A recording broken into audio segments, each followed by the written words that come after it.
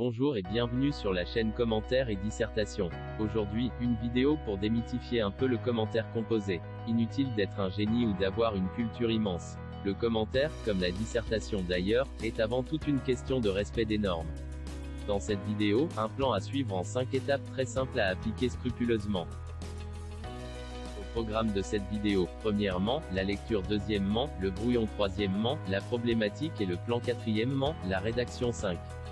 La relecture. Mais avant de plonger dans le sujet, n'hésite pas à mettre un pouce bleu si ce genre de vidéo méthodologique t'intéresse et abonne-toi pour ne rater aucune vidéo. La lecture du texte est une étape essentielle. Elle ne doit pas être bâclée. Accorde un temps suffisant à la lecture avant de rédiger quoi que ce soit. Il faut prendre en considération toutes les informations données par le sujet, c'est-à-dire le texte et le paratexte, autrement dit ce qui est autour du texte, avant ou après. Prends aussi quelques minutes pour réfléchir. Replace le texte ou l'auteur dans le cadre des objets d'étude du programme étudié en classe pendant l'année scolaire. Par exemple, imaginons que tu doives rédiger un commentaire composé sur un poème de Lamartine. Si tu replaces l'auteur dans le mouvement littéraire et culturel du romantisme, tu vas t'ouvrir des pistes de lecture et d'analyse. Pourquoi c'est important de prendre ces quelques minutes? Cette étape permet de trouver des pistes de lecture et d'analyse du texte. Tu sais parce que tu l'as appris en classe que l'écriture romantique utilise certains thèmes, le temps qui passe, la nature, la solitude, l'automne, le registre lyrique, etc. Ainsi le brouillon sera immédiatement fait de manière efficace. Cela te permettra donc de trouver également une problématique. Il sera effectivement plus facile de trouver un angle d'approche pour expliquer le sens du texte. Deuxièmement, en quoi consiste l'élaboration du brouillon? L'élaboration du brouillon consiste à repérer des procédés littéraires et stylistiques. Tu vas surtout leur donner un sens. Tu vas les replacer dans la globalité du texte. Pour cela tu vas t'appuyer sur un minimum de connaissances littéraires. Les figures de style, les champs lexicaux et quelques autres procédés seront essentiels à ta réussite. Cette étape est très importante. Elle permet de se mettre à l'abri des risques de la paraphrase. Tu dois faire la liste des procédés qui permettront d'établir une analyse du texte. Pour être plus efficace, le mieux est de procéder à une lecture linéaire.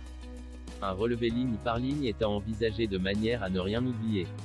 Pour plus de détails sur ce relevé des procédés au brouillon, nous te renvoyons à notre petit guide pratique du commentaire, le lien est en description.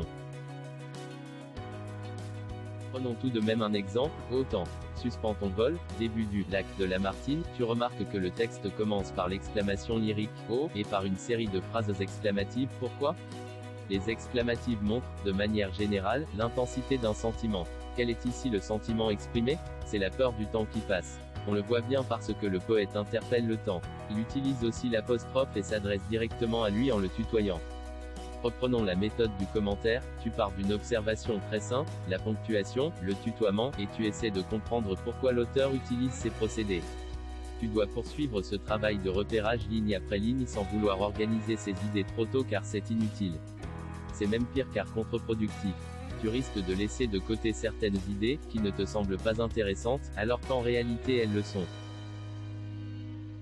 3. L'organisation des idées. Après avoir effectué un relevé linéaire des procédés et avoir tenté de retrouver une explication au brouillon, reprends toutes ces informations.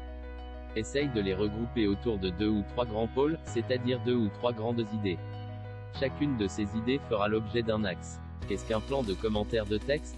C'est un programme que tu annonces pour répondre à la question posée dans ta problématique. Pour l'exemple du lac de Lamartine, lorsque tu relis les notes sur ton brouillon, tu remarques que 2 thèmes reviennent sans cesse. Le thème de la nature, ce que le paratexte annonçait dès le titre, et la fuite du temps sont récurrents. Tu as donc 2 axes d'analyse à l'intérieur desquels il faudra classer les idées en 2 ou 3 sous-axes. Le plan doit être logique progressif, on part du plus évident, du plus facile pour aller vers le plus complexe et le plus abstrait. En outre, le plan peut compter 2 ou 3 grandes parties maximum. Chacune de ces parties est impérativement composée de 2 sous-parties au moins, 3 en partie et 3 sous-parties au maximum. Mais qu'est-ce que la problématique? Tout d'abord, la problématique est la question principale à laquelle la totalité du commentaire va répondre et le plan détaillé fournit les étapes de cette réponse. Par exemple, quel est le pouvoir du temps et de la nature dans ce poème romantique?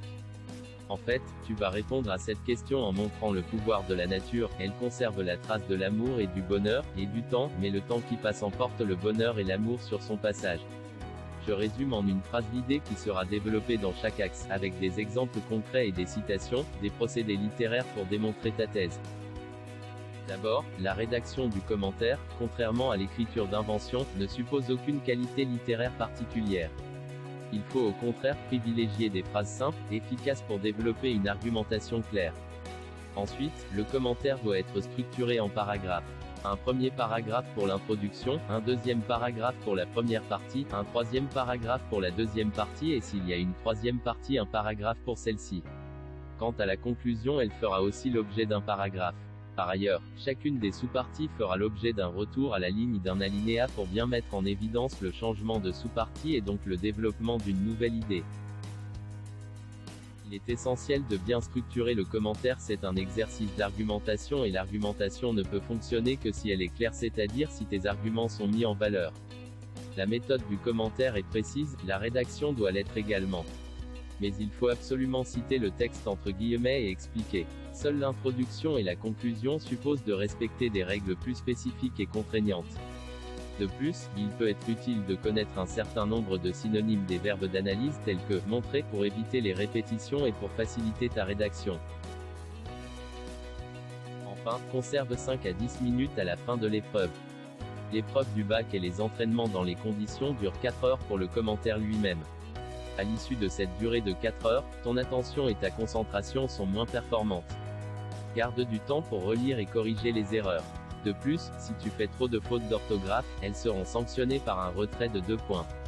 Mais cela peut être évité par une relecture efficace. Tu n'as pas d'obligation contrairement à la dictée ici, l'idéal est d'utiliser des termes que tu sais écrire.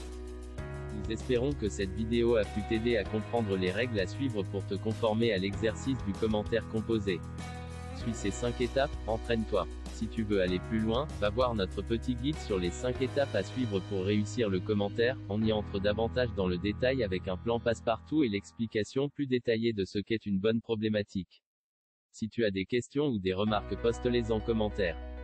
Merci d'avoir regardé cette vidéo. Si tu penses qu'elle